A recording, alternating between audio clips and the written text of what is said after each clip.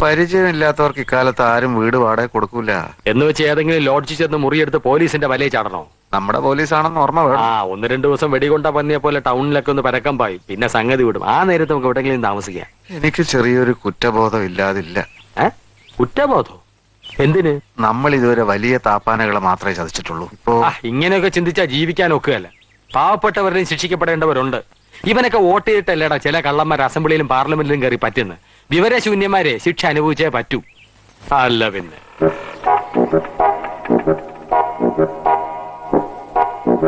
എടാ, പണ്ട് ഒത്തിരി വിധികൾ അമിത പലിശ മോഹിച്ചു പണം കൊണ്ടൊന്ന് ബ്ലേഡ് കമ്പനിയിലിട്ടു. അവസാനം ബ്ലേഡ് പൊട്ടി പണം പോയി. ഇപ്പൊ അതേ ബ്ലേഡ് കമ്പനിക്കാർ പുതിയ വശത്തിൽ ഇറങ്ങിയിരിക്കും. എന്തോന്നാ തേക്ക്. 20 വർഷം കൊണ്ട് 500 ഇരട്ടി ആദായം. തേക്കിനെ പൊട്ടിക്കാൻ വേറെ കള്ളന്മാര് മാഞ്ചുമായിട്ട് ഇറങ്ങി. പിന്നെ ആട്, കോഴി, എലി എന്ന് വേണ്ട എന്തിലും യൗമാരിറങ്ങും, പറ്റുകയും ചെയ്യും. പണം ഉണ്ടാക്കാനല്ല പ്രയാസം, സൂക്ഷിക്കാനാണ് പ്രയാസം. ആട് മാഞ്ചിയും തേക്കിനേക്കാൾ ഭേദം നമ്മൾ തന്നെയല്ലേ? പിന്നെ സംശയം എന്ത്? നോക്കുന്നല്ലോ, മുൻപരിചയമുള്ള ആളാണോ ഇവൻ? എക്സ്ക്യൂസ് മീ, ഫിലിം പ്രൊഡ്യൂസർ കപ്പക്കുഴിയിൽ അപ്പാച്ചിയുടെ വീട് ഏതാ? എന്തു കുഴി? കപ്പക്കുഴി അപ്പാച്ചി. നമ്മുടെ മുരുക്കുമ്പുഴ മുരുകേശനെ വെച്ചൊരു പടം എടുത്തില്ലേ? മാറി നെല്ല് വല്യമ്മേ മതിലിടിയും. കേട്ടിട്ടില്ലേ? മാറി നെല്ല് വല്യമ്മേ മതിലിടിഞ്ഞു വീഴും. ഉഗ്രം ഫാമിലി സബ്ജക്ട്, സൂപ്പർ ഹിറ്റ് അല്ലേ? അപ്പാച്ചി സാർ അത് കഴിഞ്ഞൊരു പടം എടുത്തു, 7 അടി മൂർഖൻ. അതും ഹിറ്റാ. രണ്ടും ഹിറ്റായ പിന്നെ മദ്രാസിൽ തന്നെ സ്ഥിര താമസമാക്കി. ഇന്ന് ഇവിടെ വരുമെന്നൊരു ശ്രുതി കേട്ടു. ഇവിടെ എവിടെയോ ആണ് താമസം. വീടറിയോ? നമ്മളാരാ? ഞാനൊരു സിനിമാ നടനാ. ഏത് പടത്തിൽ അഭിനയിച്ചു? അഭിനയിക്കും. തുടങ്ങിയിട്ടില്ല. പേരിടാത്ത പല പടങ്ങളും പറഞ്ഞു വെച്ചിട്ടുണ്ട്. ആര് പറഞ്ഞു വെച്ചു? ഞാൻ പറഞ്ഞു വെച്ചു. നമ്മുടെ മറ്റേ സംഭവത്തിന് ഇയാളെ പറ്റുമോ? ഏത് സംഭവത്തിന്? കഥ തുടങ്ങുമ്പോ മോഹൻലാലും ശോഭനയും പ്രണയത്തിൽ. ശോഭനയുടെ ആദ്യ കാമുകനുണ്ടല്ലോ ഇന്റർവെല്ലിന് ശേഷം വരുന്നത്, അതിന് ഇയാള് പറ്റുമോന്ന്.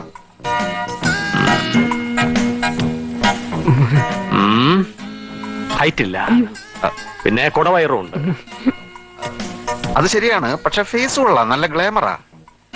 സാറന്മാരെ എനിക്ക് മനസ്സിലായില്ല. ഇങ്ങനെ വഴി കണ്ടവനെ കൊണ്ട് ചെയ്യിക്കേണ്ട വേഷമല്ലത്. ഡാൻസും പാട്ടും സ്റ്റണ്ടും ഒക്കെ ഉള്ളതാ. അപ്പൊ നമുക്ക് പ്രഭുദേവയെ കണ്ട് ചോദിക്കാം. ബാ, റഹ്മാൻ ഇപ്പൊ ഇവിടെ? Sir sir sir sir sir ഞാൻ ഡാൻസ് ചെയ്യാൻ സാർ. സ്റ്റണ്ട് ഒരു പ്രശ്നമേ അല്ല സാർ. ഞങ്ങൾ തന്നെ പിന്നീട് അറിയിച്ചോളാം സാർ. വേണം ഞാൻ കാല് പിടിക്കാം സാർ. നടക്കുമ്പോ കാല് പിടിച്ച ഞങ്ങൾ മറിഞ്ഞു വീഴില്ലോ. ഒരു സെക്കൻഡ് ഒന്ന് നിന്ന് കിട്ടിയാൽ. വേണ്ട വേണ്ട, കാക്കപിടുത്തവും കാലുപിടുത്തവും ഒന്നും വേണ്ട. അഭിനയിക്ക് ഇറങ്ങിത്തിരിക്കുമ്പോ അഭിനയം എന്താണെന്ന് മാത്രം അറിഞ്ഞാൽ മതി. ഞാൻ പോസ്റ്റൽ ട്യൂഷൻ വഴി അഭിനയം പഠിച്ചതാണ് സാർ. ആണോ? എങ്കിൽ അപേക്ഷ ഇയാള് തന്നെ ചെയ്യട്ടെ. ഒന്ന് പിടിച്ചേ. നന്നായി വരട്ടെ. Thank you. എന്റെ ദൈവങ്ങളാ സാറന്മാര്. ഞാൻ സൂപ്പർ സ്റ്റാർ ആയി കഴിഞ്ഞാൽ സാറന്മാരുടെ മുമ്പിൽ ഞാൻ ജാട കാണിക്കില്ല. ജാട കാണിച്ചാൽ തന്റെ നെഗറ്റീവ് ഞങ്ങൾ ചുരുട്ടിക്കളയും. അങ്ങനെ ചുരുട്ടിയാൽ മുഖം ഇങ്ങനെ ഇരിക്കും. അയ്യോ മതി. സാറന്മാരുടെ പേരറിഞ്ഞാ കൊള്ളാമായിരുന്നു. ഹിന്ദി പടങ്ങൾ കാണാറുണ്ടോ? അത്യാവശ്യം. ദോ ചോറോം കി കഹാനി കണ്ടോ? ഇല്ല. അത് ഞങ്ങൾ പിടിച്ചതാ. ഞാൻ AKCP, ഇത് BK ചോപ്ര. ഞാൻ ഡയറക്ടർ. ഞാൻ പ്രൊഡ്യൂസർ. അയ്യോ, അപ്പൊ ഇത്രയും ഫ്ലുവന്റ് ആയിട്ട് മലയാളം എങ്ങനെ? ഞങ്ങൾ യഥാർത്ഥത്തിൽ മലയാളികളാ. ഹിന്ദിക്കാര് പാരവയ്ക്കാതിരിക്കാൻ വേണ്ടി ചുമ്മാ സിപ്പി എന്നും ചോപ്ര എന്നൊക്കെ പേര് മാറ്റിയത്. ഇത് സാറന്മാരുടെ ആദ്യ മലയാള പടമാണോ? അതെ, ചിലപ്പോ അവസാനത്തേതും. അതെന്താ സാർ? താനൊക്കെ എല്ലായിടും അഭിനയിക്കുന്നത്. എന്താവും ഗതി എന്ന് ആർക്കറിയാം. നന്നാവും സാർ. ലാലേട്ടന്റെ ഡേറ്റ് കിട്ടിയോ? ഗോപിയേട്ടനാ? അല്ല, ലാലേട്ടൻ, മോഹൻ ലാലേട്ടൻ. സാർ, ലാലേട്ടൻ ഇപ്പൊ എന്ത് റേറ്റാ വാങ്ങുന്നത്? 10 ലക്ഷോ 15 ലക്ഷം? മോഹന്റെ റേറ്റ് അറിഞ്ഞിട്ട് തനിക്ക് എന്താ കാര്യം? തനിക്ക് തന്റെ കാര്യം നോക്കിയാ പോരോടെ. സോറി, ക്ഷമിക്കണം സാർ. ഇനി ഇതുപോലുള്ള വിഡ്ഢി ചോദ്യങ്ങൾ ചോദിക്കരുത്. ഇല്ല സാർ. ഇനി കാര്യത്തിലേക്ക് വരാം. പോഷ് ഹോട്ടൽ ലൈഫ് ഞങ്ങൾ മടുത്തു കഴിഞ്ഞിരിക്കുന്നു. ലൊക്കേഷൻ നോക്കി തീരും വരെ വളരെ ലളിതമായ ഒരു താമസ സൗകര്യം സംഘടിപ്പിച്ചു തരാൻ തനിക്ക് പറ്റുമോ? സാറന്മാര് ദേഷ്യപ്പെടരുത്. ഇല്ല. വിരോധം ഇല്ലെങ്കിൽ സൗകര്യമൊക്കെ വളരെ കുറവാ. ഞാൻ താമസിക്കുന്ന വാടക വീട്ടിൽ അവിടെ AC ഒന്നുമില്ല. മതി മതി. സൗകര്യം ഒട്ടുമില്ല എന്ന് തന്നെ പറയാം. മതി മതി.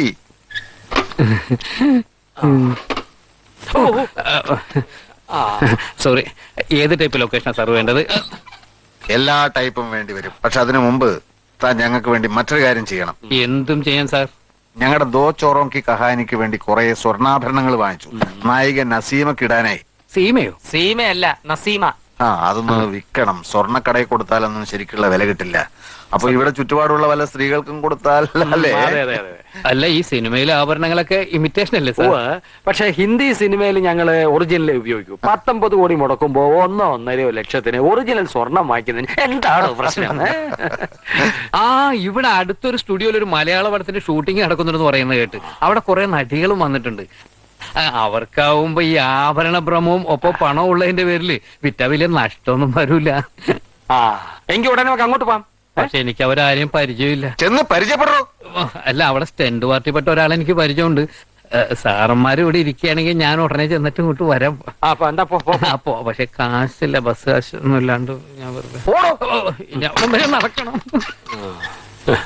ഓ എന്തൊരു ചൂട്, ഭയങ്കര നാറ്റം. നമുക്ക് പുറത്തിരിക്കാം. ഓ അയ്യോ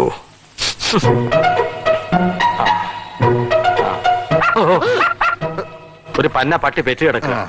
ഓ ഇരിക്കെ. ഓ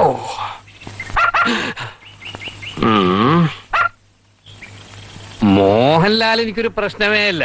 എന്റെ കൂടെ പുള്ളി ഒരു സീനിൽ അഭിനയിക്കാമെന്നുണ്ടെങ്കിൽ അടിച്ച് പൊളിക്കാൻ കൈ കൊടുക്കും. നിങ്ങൾ തമ്മിൽ സ്റ്റണ്ട് ഉണ്ട്? കാണുമായിരിക്കും. സ്റ്റണ്ട് ഉണ്ടെങ്കിൽ സൂത്രത്തിൽ ഒരു ഇടി കൊടുത്താൽ മതി. പുതുമുഖം പ്രേമദത്തിന്റെ ഇടിയേറ്റ് മോഹൻലാൽ ആശുപത്രിയിൽ. അങ്ങനെ പത്രത്തിൽ വരും. പെട്ടെന്ന് പേരെടുക്കാം അല്ലേ? നോക്കട്ടെ. പിന്നെ മമ്മൂട്ടി, സുരേഷ് ഗോപി ഇവരെ കൂടെ ഒന്ന് ഒതുക്കിയ പിന്നെ പേടിക്കാനൊന്നുമില്ല. ആഞ്ജനേയ രക്ഷിക്കണേ. പിന്നെ സൂപ്പറായിട്ട് അങ്ങനെ കാര്യമായിട്ട് ആരും ഇല്ല. എല്ലാരും ഒതുക്കാവുന്നേ ഉള്ളൂ.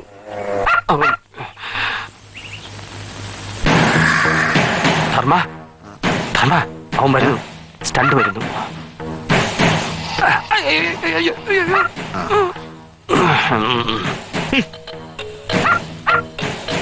ഇതാണ് സാർമാരെ ഞാൻ പറഞ്ഞ സ്റ്റണ്ട് പാർട്ടി, കുങ്ഫു ഫക്രുദ്ദീൻ. അസ്സലാം വലൈക്കും. സലാം വലൈക്കും. നടിമാരെ കണ്ട് സംസാരിച്ചോ? നമുക്ക് സ്റ്റുഡിയോയിലേക്ക് പോവാം. ആ ശരി. ഫക്രുദ്ദീൻ ബായിക്ക് ഒരു ആഗ്രഹമുണ്ട് സാർമാരെ. എന്തായത്? അല്ല ഫക്രുബായി ഇതുവരെ സ്റ്റണ്ട് അസിസ്റ്റന്റ് ആയിരുന്നു.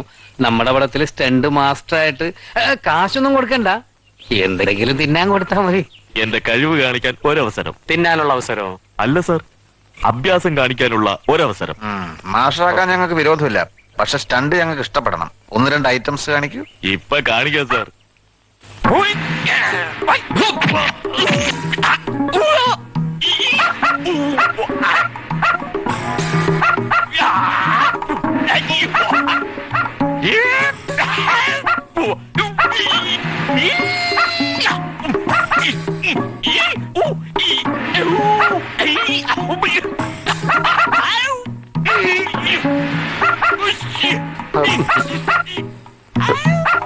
പട്ടി പട്ടി.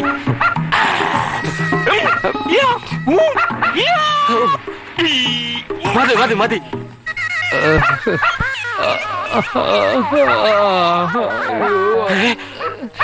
എന്റെ വയറിനിട്ടാ തൊഴിച്ച്. ധർമ്മ, ഇവൻ. ഓ പറഞ്ഞ സമയം കഴിഞ്ഞല്ലോ. ആ കുങ്ഫു ഫക്രുദ്ദീൻ അലിയെ കാണുന്നുമില്ലല്ലോ. എന്തായി മാഷ കാര്യം? പ്രേമദത്തനെ നടിയുടെ അമ്മയുടെ അടുത്തേക്ക് വിട്ടിരിക്കുകയാണ്. ആ അവൻ ആദ്യം ഒന്ന് സംസാരിക്കട്ടെ. ആ സിപ്പി സാർ ഇവിടെ? ആ ഒരു ഹാപ്പി ന്യൂസ്. സിപ്പി സാറ് സൊമാലിയയിൽ നിന്നും വന്ന ഒരു സംഘം പ്രൊഡ്യൂസേഴ്സുമായിട്ട് കോവളത്ത് ഡിസ്കഷന് പോയിരിക്കുകയാണ്. കാര്യങ്ങളൊക്കെ എന്നെ ഏൽപ്പിച്ചിട്ടുണ്ട്. ആഭരണങ്ങൾ എന്റെ കയ്യിലുണ്ട്. സിപ്പി സാർ ഇത്തരം കാര്യങ്ങളൊന്നും ഇടപെടാറില്ല. Is very very busy. ഞാനും നടിയുടെ അമ്മയുടെ അടുത്തൊന്ന് ചെല്ലട്ടെ. അധിക നേരം പ്രേമദത്തനെ അവിടെ ഇരുത്താൻ പറ്റില്ല. സമയം കളയാതെ ചോപ്ര സാർ ഫ്ലോറിനകത്ത് പോയി ഷൂട്ടിംഗ് കാണണം. എന്ത് ഷൂട്ടിംഗ്? ഞാൻ കാണാത്ത ഷൂട്ടിങ്ങോ? ശരി, സമയം കളയാതെ വേഗം പോയിട്ട് വരൂ. ആ ഇതെന്തോന്ന് ജന്മം. ആ ഡാൻസെങ്കിലും കാണാം. ഇനി ക്യാമറ വെച്ചോ. നല്ലോണം നനഞ്ഞില്ലേ? Sex, sex. ഞാനൊരു ഡയറക്ടറാണ്. ഒന്ന് വേഗട്ടെ. കുങ്ഫു ഫക്രുദ്ദീൻ അലി കുറച്ച് ഓർണമെന്റ്സിന്റെ കാര്യം പറഞ്ഞിരുന്നു. വാട്ട് ഈ ഓർണമെന്റ്സേ? ആരാ? മനസ്സിലാത്ത ഷൂട്ടിംഗ് കാണാൻ വന്നതാ? ഷൂട്ടിങ്ങും കാണാമല്ലോ. ഷൂട്ടിംഗ് കാണാൻ വന്നവൻ കസേരക്കറി ഇരിക്കുക. കസേര ഇരിക്കാനുള്ളതല്ലേ, കിടക്കാനുള്ളതല്ലോ. എണീക്കണം മിസ്റ്റർ. ഞാൻ ഹിന്ദി സിനിമയുടെ തെലുങ്ക് സിനിമയുടെ എണീക്കണോ? ഞാനൊരു ഡയറക്ടറാണ്. ഡയറക്ടർ ഇങ്ങനെ ഷൂട്ടിംഗ് കാണാൻ ഇറങ്ങി നടക്കുക. ഒന്ന് പോണം മിസ്റ്റർ. പോകാനെ. പോടോ. ഓ അവന്റെ ഒടുക്കത്തെ പേടി. ആ തള്ള എന്ത് പറഞ്ഞു? ആഭരണങ്ങൾ വാങ്ങുവോ? എന്താ മാഷേ? ആ സ്ത്രീക്കൊരു സംശയം. സാറുമാർ എവിടുന്നോ കട്ടോണ്ട് വന്നതാണത്രേ. അവർക്ക് വാങ്ങാൻ താല്പര്യമില്ല. പോലീസിനെ വിളിക്കുമെന്ന് എനിക്ക് വലിയ വിഷമമായി പോയി സാറേ. എനിക്കും വിഷമമുണ്ട് മാഷെ. ആഭരണങ്ങൾ വാങ്ങുന്നില്ലെങ്കിൽ വേണ്ട, കട്ടോണ്ട് വന്നോ കടത്തിക്കൊണ്ടു വന്നോ തള്ളയെ തന്നെ അറിയണം. എവിടെയാ തള്ള? എനിക്കൊന്ന് കാണണം. മാന്യമാരെ പറ്റി അവരെന്താ വിചാരിച്ചു? അട്ടിച്ചവരുടെ അണപ്പൽ തെറിപ്പിക്കും ഞാൻ. അയ്യോ വേണ്ട സാർ. എന്താ വെപ്പുമല്ലാണോ? എങ്കിൽ അടിക്കുന്നില്ല, എന്നാലും ആ തള്ള ഒന്ന് കാണണം. അയ്യോ വേണ്ട, അവര് കുളിക്കാൻ ശരീരത്തെ എണ്ണ തേച്ചുകൊണ്ടിരിക്കുകയാണ്. മോളെ എണ്ണ തേച്ച് കുളിക്കുകയല്ലോ, അല്ല ഡാൻസ് ചെയ്യാണ്. അവളെ കണ്ടാലും മതി. അയ്യോ വേണ്ട സാർ. താൻ കൈവിടണോ? ആഹാ, അയ്യോ വേണ്ട, എനിക്ക് നിങ്ങളെ ചാൻസും വേണ്ട, ഒന്നും വേണ്ട, ഞാൻ പോവുക.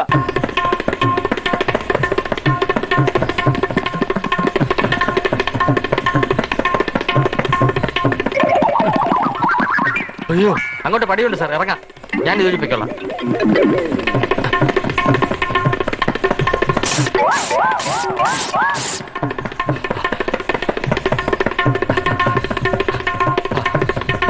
എന്റെ അമ്മ. ഓ.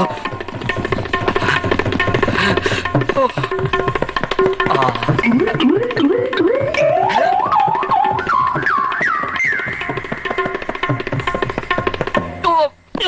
ഓ, കൈ കൈ.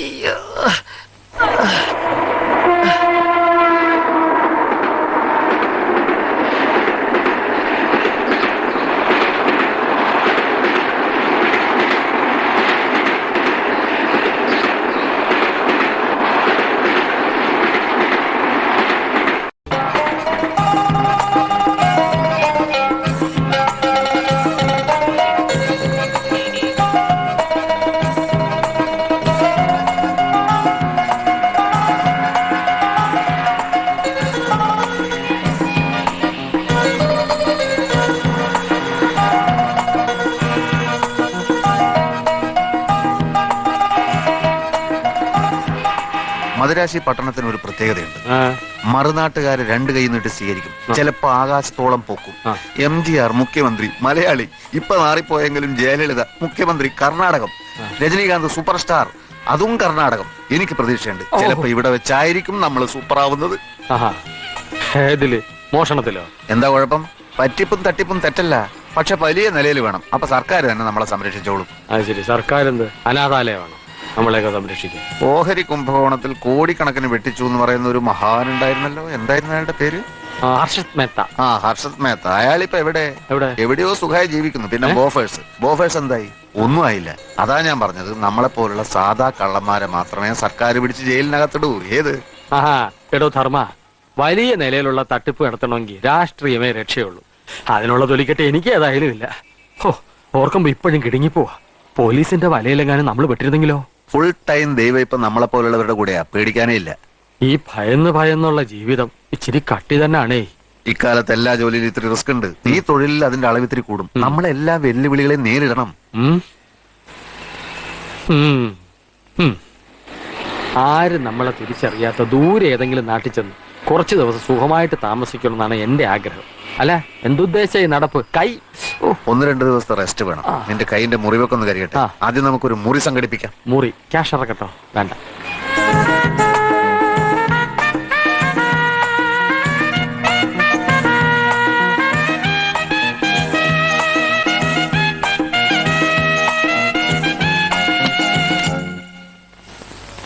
എന്നാ വേണം സാർ?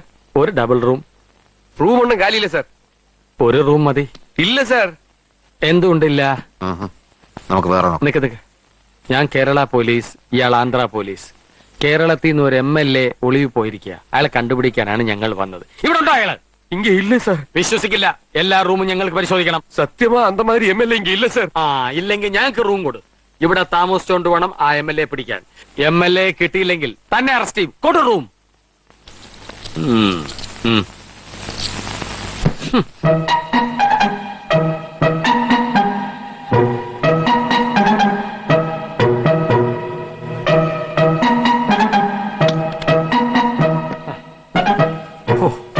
ഒരു കാര്യം ഞാൻ തീരുമാനിച്ചു. 1000-10,000 രൂപ റേഞ്ചിലുള്ള ഇടപാട് നഷ്ടമാണ്. വലുതിനും ചെറുതിനും പ്രയോഗിക്കുന്ന ബുദ്ധി ഒരുപോലെ അല്ലേ? അപ്പൊ പിന്നെ എന്തുകൊണ്ടൊരു വലിയ ഇടപാട് ചെയ്തുകൂടാ? വല്ല ഐഡിയയും തോന്നുന്നുണ്ടോ? തന്നെത്താനെ ഇരുന്ന് ആലോചിക്കരുതോ? അല്ല, അയ്യോ കൈ. എടാ, ഒരു തൊഴിലിന് ഇറങ്ങുമ്പോ അതിന്റേതായ മിടുക്ക് വേണം. ഇത്രയും കാലത്തെ എക്സ്പീരിയൻസ് ഇല്ലേ? ഒരു 5 രൂപ സ്വന്തമായിട്ട് ഉണ്ടാക്കാനുള്ള ബുദ്ധി നീ ഇതുവരെ കാണിച്ചിട്ടുണ്ടോ? ഞാൻ നിന്നെ പോലെ പാരമ്പര്യ മോഷ്ടാവല്ലല്ലോ. പിന്നെ നിന്റെ തന്ത പയ്യനൊരു രാജാവായിരുന്നോ?